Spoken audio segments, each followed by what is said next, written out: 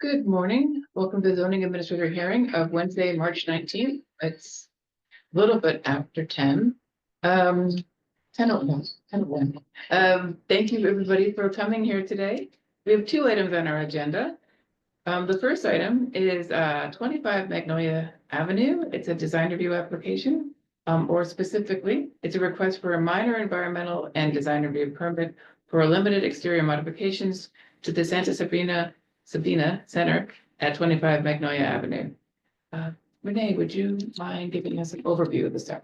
Absolutely. I'm Renee Nickenick, project planner, associate with the department. This is a project for a request for a minor environmental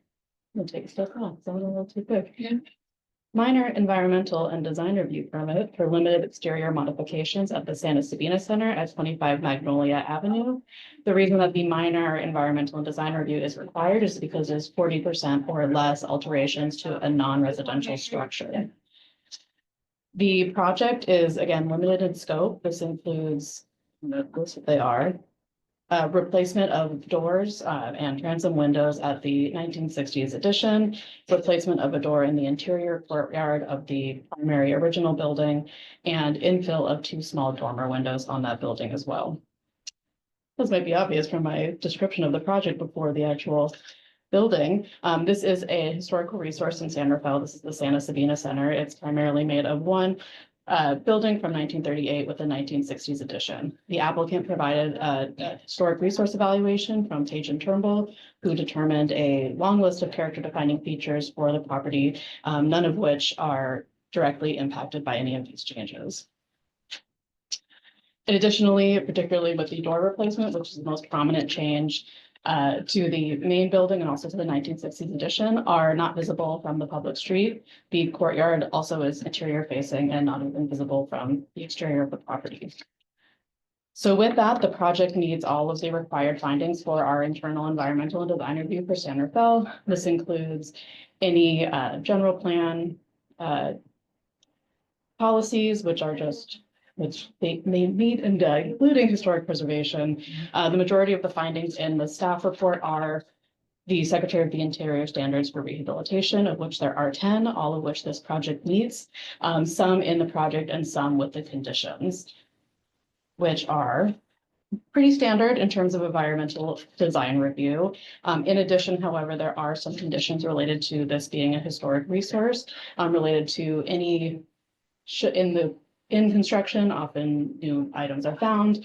If anything is found to be of historical nature, that should be reported to the planning department if that needs to be addressed in any way.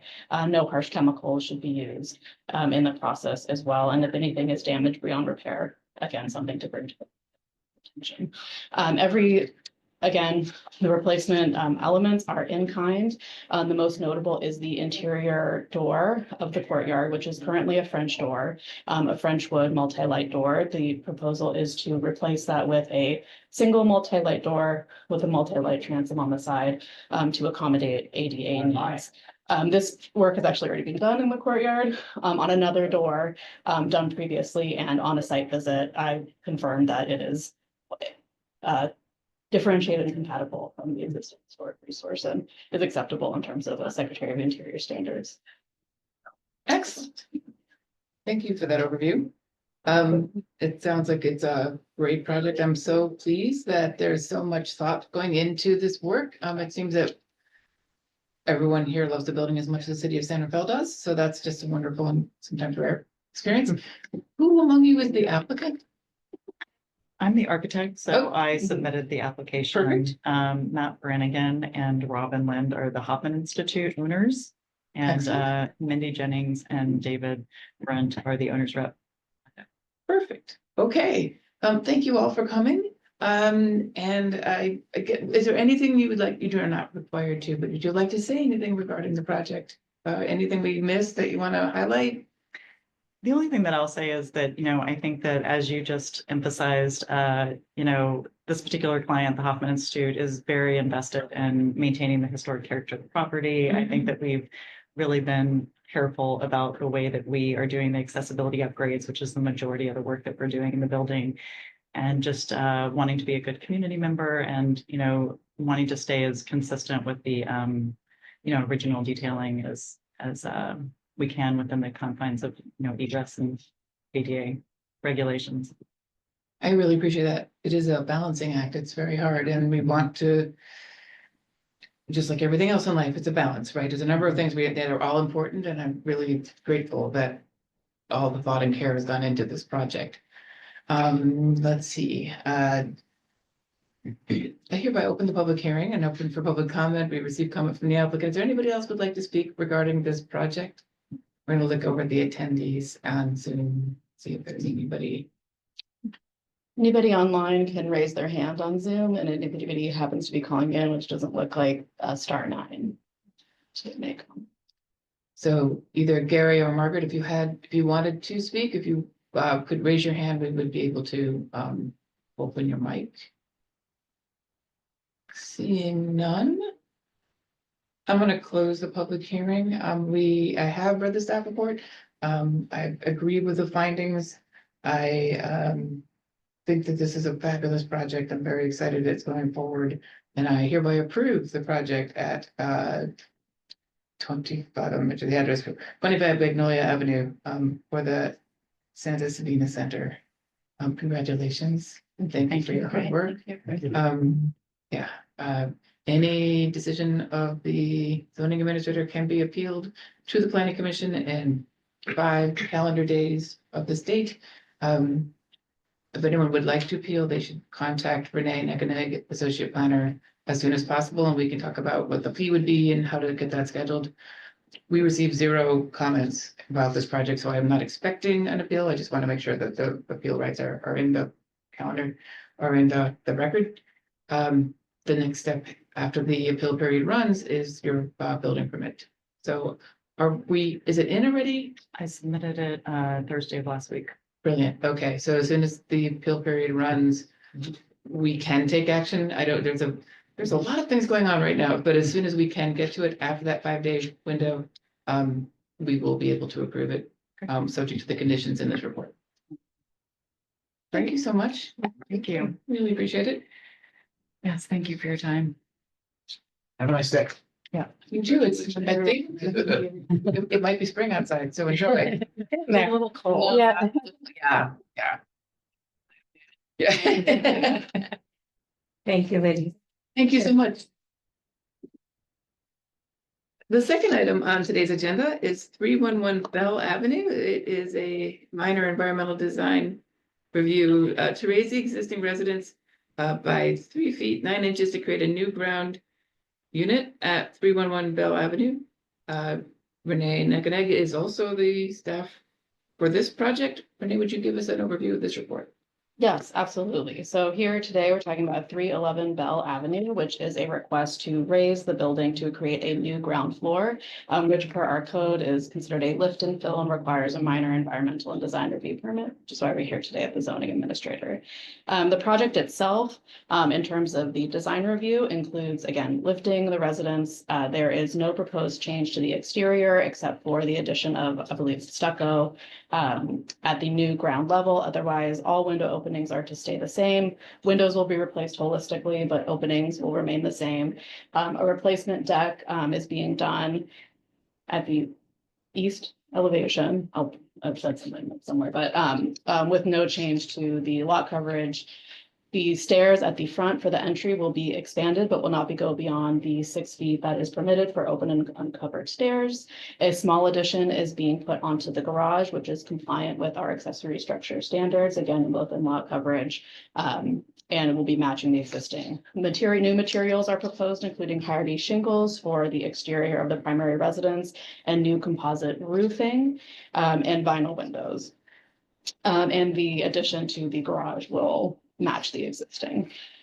There are a few other elements that are included in this project, including an amendment to the existing gate at the property. We do have, I queued everything up on here if we want to talk about it more thoroughly, but currently there's an existing non-conforming park gate at the property to to allow for parking. A new plan was submitted to account for our site distance regulations to keep that a driveway, which will include removing the gate and reducing the size of the fence to no more than 3 feet within 15 feet of the driveway.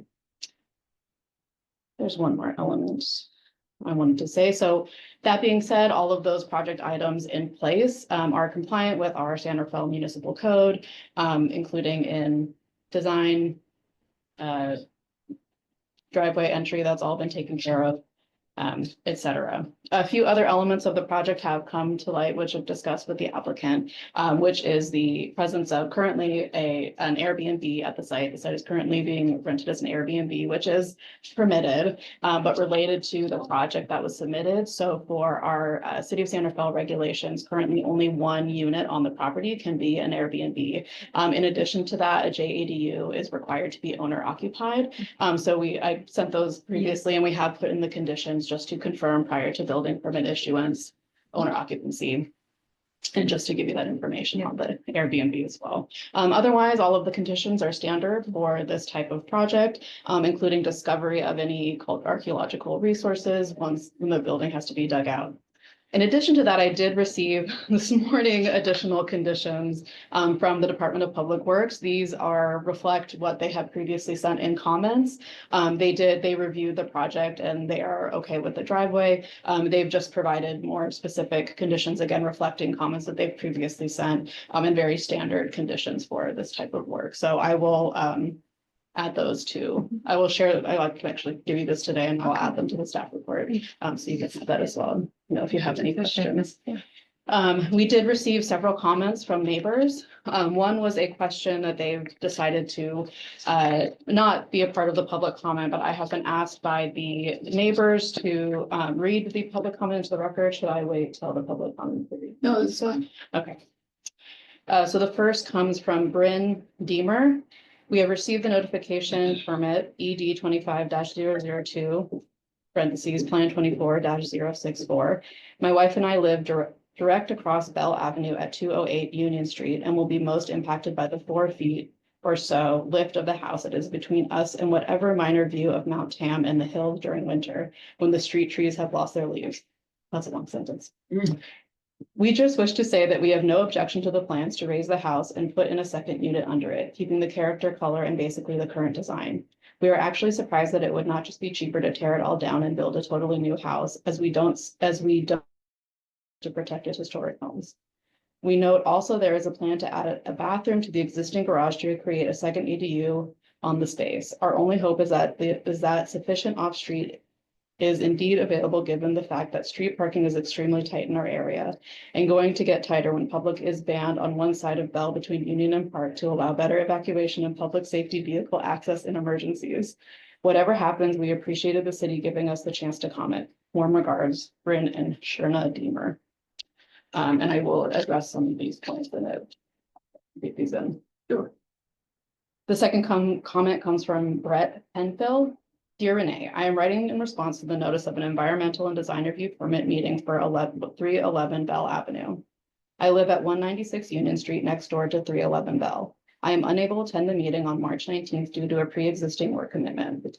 I hope you can share my questions and provide answers for me about 4 areas. 1, because 311 Bell sits on higher ground than my property, water from 311 Bell drains downward into my backyard.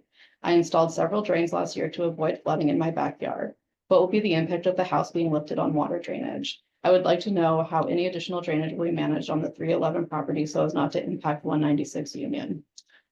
2, in terms of privacy, I'd like to know how much higher windows in 311 Bell facing my property will be and any plans to protect privacy, example, building a higher fence or planting trees. 3, the hearing notice states that 311 Bell garage will be altered. The south side of the garage borders my property and is directly next to a strip of yard in which I am planning to plant in the next few weeks. I'd like to know what is being done to the garage and how it might impact the strip of yard so that I can determine if I should plant as planned. Number 4, I am not sure if this falls under your purview, but 311 Bell has been used as an Airbnb for the past year. Given the housing crisis in San Rafael and the desire for safe neighborhoods in which people know each other and work to maintain the neighborhood, I strongly believe houses should not be used for short-term rentals. Thank you for your work and for providing responses to the above. Brett Penfield. with its address and information below. So I do just want to address some of these points in terms of the presentation. This is not a historic resource, which is why we are focused just on the design review portion of it and our objective standards in the code. The reference to parking, there is no additional parking required. So the garage addition is the addition of a bathroom. It is not currently proposed to be an ADU. And I'll jump to the second question, which is that the addition complies with our accessory structure standards, so it will not directly impact the existing property line for which the existing garage is on. The addition is set back to meet those standards. I think I've addressed the Airbnb items, which is permitted overall to have Airbnbs in San Rafael with the conditions noted for multiple units. The second comment does ask about drainage, which will be addressed in the requirements from Department of Public Works and more specifically during the building permit process. We do not usually get down to those details in the planning review.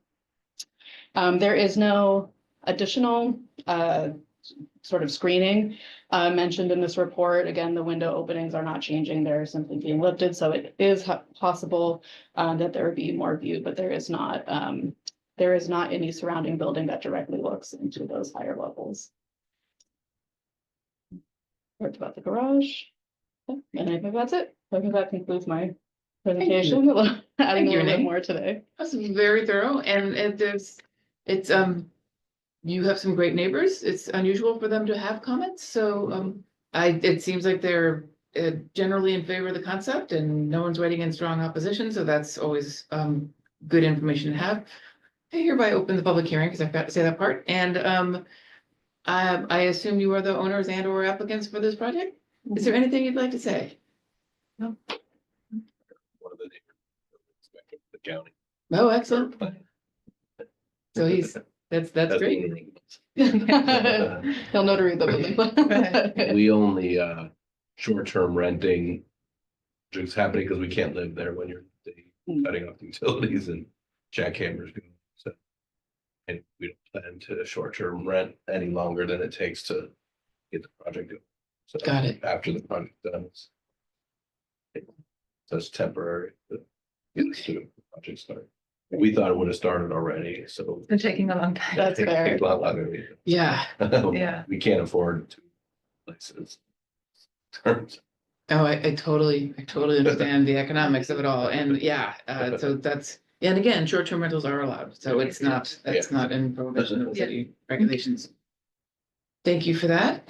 So we see Gary Klein and an iPhone without name on the participants. If you would like to speak, if you could signal by raising the hand icon. Which is probably along the bottom of your screen. Okay, not seeing any. Oh, there we go. Okay. So we should click the hand, yeah, left. Hi, can you, thank you, identify by your name, who you are and go ahead and give us some comments. Yeah, my name's Brett Cutler. I am a neighbor to 311 Bell. I think I heard Matt there. I just want to say I'm not really opposed to any construction. I think people need to do work on the homes. The homes are old. I get that. And Matt, I know I kind of texted you, but the main concern was just with the short-term rentals. And I know recently with kind of the dog jumping the fence and attacking our dogs, it was just a little frustrating. But outside of that, no comments. And sorry for joining late. I kind of missed most of it and just wanted to chime in at the end here. Thank you very much for your public comment. We really appreciate it. Mr. Klein, did you have anything you wanted to say? Just want to make sure we're not missing comment that wanted to be shared.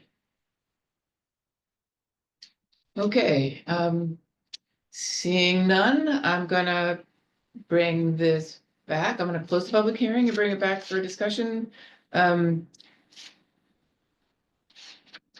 I think all of the land use issues have been addressed in the staff report. Thank you for working with us as we worked on the fence and the gate and the parking spaces. I realize that this is a huge investment into this home and into this neighborhood. I'm quite confident that the public works conditions of approval and the building permits building permit review will handle any sort of water runoff on the site. Both the building code and the Public Works Department do address those issues in a standard way, so I have confidence that that will be addressed. I have read the project, I've read the conditions, we made, the findings are very solid. So I hereby approve this project at 311 Bell Avenue. Congratulations. We want to make sure that anyone who would like to appeal, we need to have an appeal filed with an appeal feed in the next 5 calendar days. If you intend to appeal, please contact Renee Neckenegg, Associate Planner, as soon as possible, so we can make sure that you get the proper fee information and all the timing is set, so we have clarity on that process, if that is a direction someone would like to take. Any appeal would be heard at the planning commission level. This concludes the staff report or the presentation. Yes, sir. Oh, I forgot to address the drainage in the property. We already put drainage against the neighbor that's requesting the drainage issue. And so as we're building the whole project, the drainage will funnel into a catch and pump out to the street. That's excellent. It's great to be So it's already in progress. proactive. Yes. Make sure you're checking with our building division to make sure any permits you might need for that are addressed. Just want to make sure that a lot of times, things like French drains, you just want to make sure you get the permit on the schedule or on the record so that people can see what's going on and what you've done to address it. Okay. This hereby concludes the hearing. Thank you very much for your time. Thanks for coming in. Here's the little. Thank you. Thank you very much for all the efforts, You're Renee. good. You've been working very hard. Appreciate your time and attention to Thank this. you. Well, and thank you for working with me too. I know a lot of things came up a little out of order and piecemeal over the last, I think, a year.